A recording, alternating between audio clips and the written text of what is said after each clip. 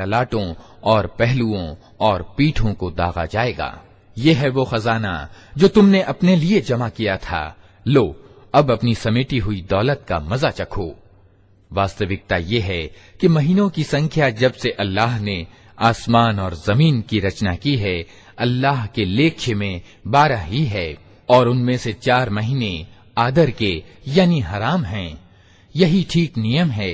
अतः इन 4 महीनों में अपने ऊपर जुल्म न करो और मुशरिकों यानी बहुदेव वादियों से सब मिलकर लड़ो, जिस तरह वे सब मिलकर तुमसे लड़ते हैं, और जान लो कि अल्लाह डर रखने वालों ही के साथ है। महीनों का हटाना तो कुफ्र यानी अधर्म में एक और अधर्म युक्त कर्म है, जिससे ये अधर्मी लोग गुमराही में ग्रस्त किए जाते हैं। किसी वर्ष एक महीने को हलाल कर लेते हैं और किसी वर्ष उसको हराम कर देते हैं, ताकि अल्लाह के हराम किए हुए महीनों की संख्या भी पूरी कर दें और अल्लाह का हराम ठहराया हुआ हलाल भी कर लें। उनके बुरे कर्म उनके लिए खुशनुमा बना दिए गए हैं, और अल्लाह सत्य के इनकार करने वालों को राह पर नहीं लगाया करता।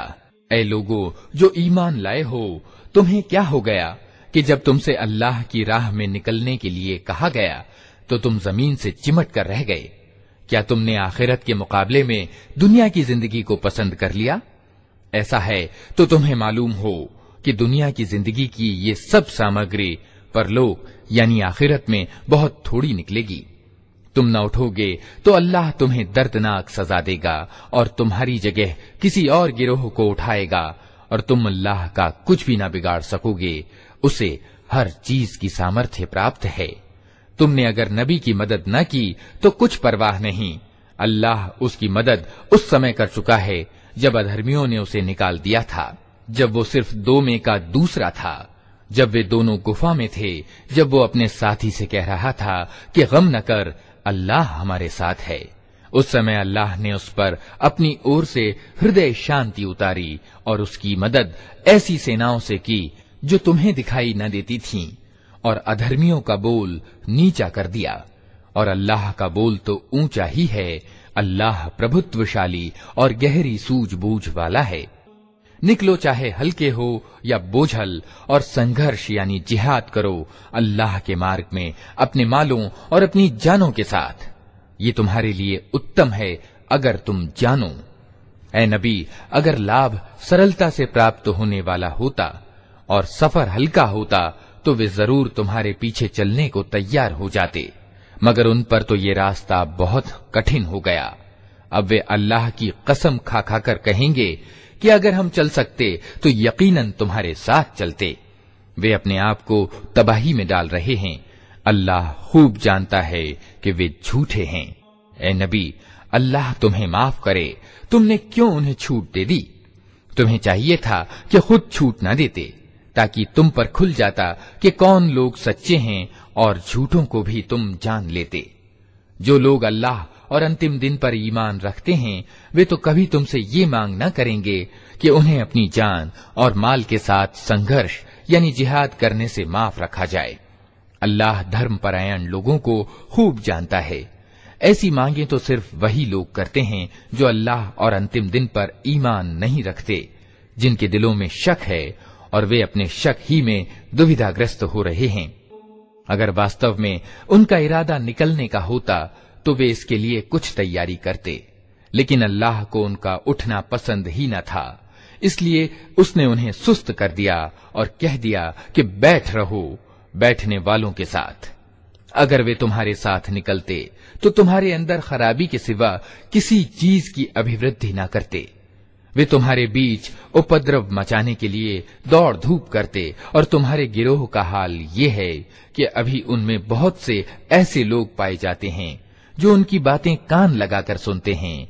अल्लाह इन जालिमों को खूब जानता है।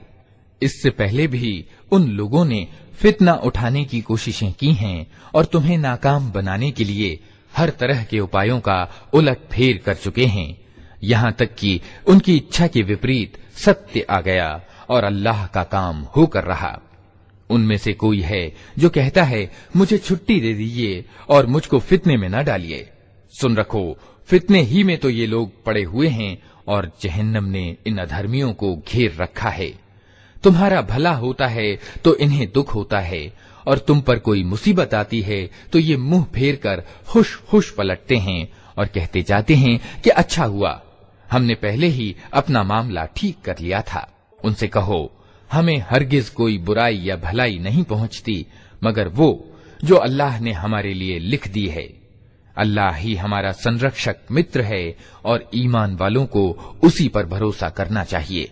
उनसे कहो, तुम हमारे मामले में जिस चीज की प्रतीक्षा में हो वो इसके सिवा और क्या है कि 2 भलाइयों में से एक भलाई है, और हम तुम्हारे मामले में जिस चीज के इंतजार में हैं वो ये है कि अल्लाह खुद तुमको सजा देता है या हमारे हाथों दिलवाता है।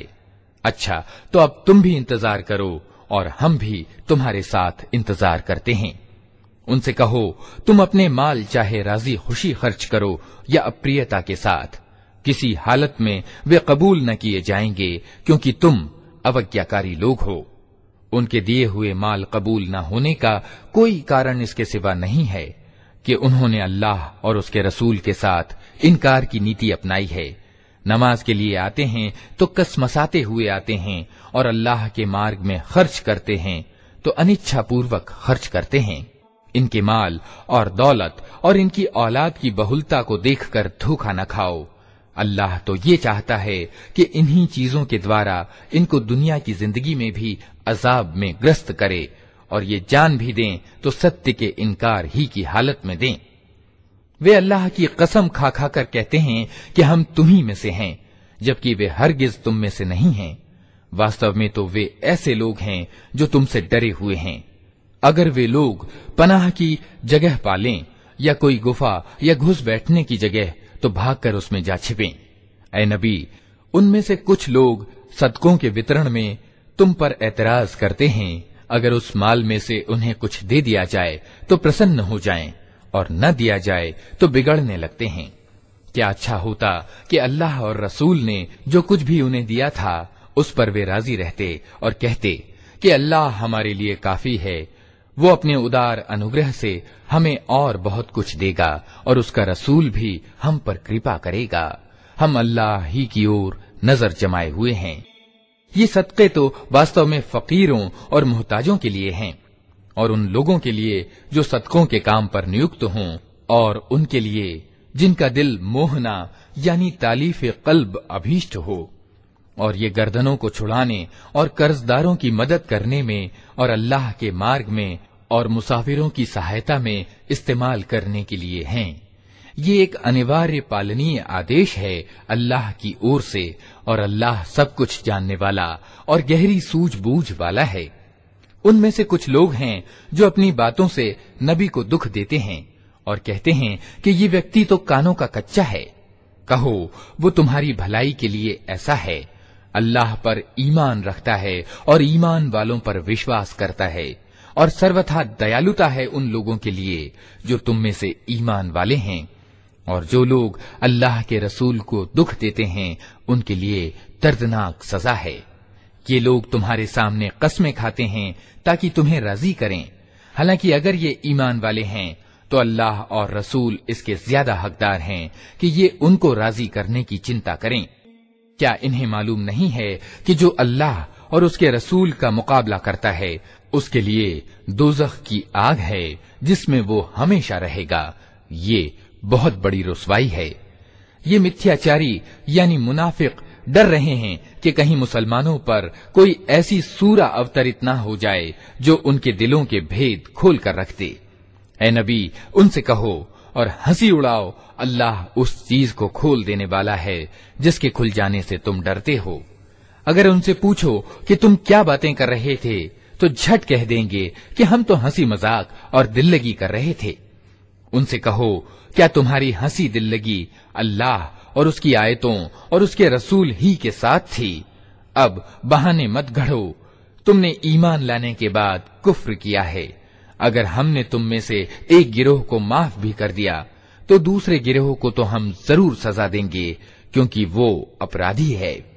मिथ्याचारी यानी मुनाफिक मर्द और मिथ्याचारिणी औरतें सब एक दूसरे जैसे हैं। बुराई का आदेश देते हैं और भलाई से रोकते हैं, और अपने हाथ भलाई से रोके रखते हैं।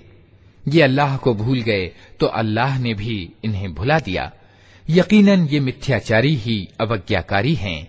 इन मिथ्याचारी मर्दों और मिथ्याचारिणी औरतों और अधर्मियों के लिए अल्लाह ने दोज़ख की आग का वादा किया है जिसमें वे हमेशा रहेंगे। वही इनके लिए मुनासिब है। इन पर अल्लाह की फिटकार है और इनके लिए कायम रहने वाला अजाब है। तुम लोगों के रंग ढंग वही हैं जो तुम्हारे पहले के लोगों के थे। वे तुमसे ज्यादा शक्ति संपन्न और तुमसे बढ़कर माल और औलाद वाले थे।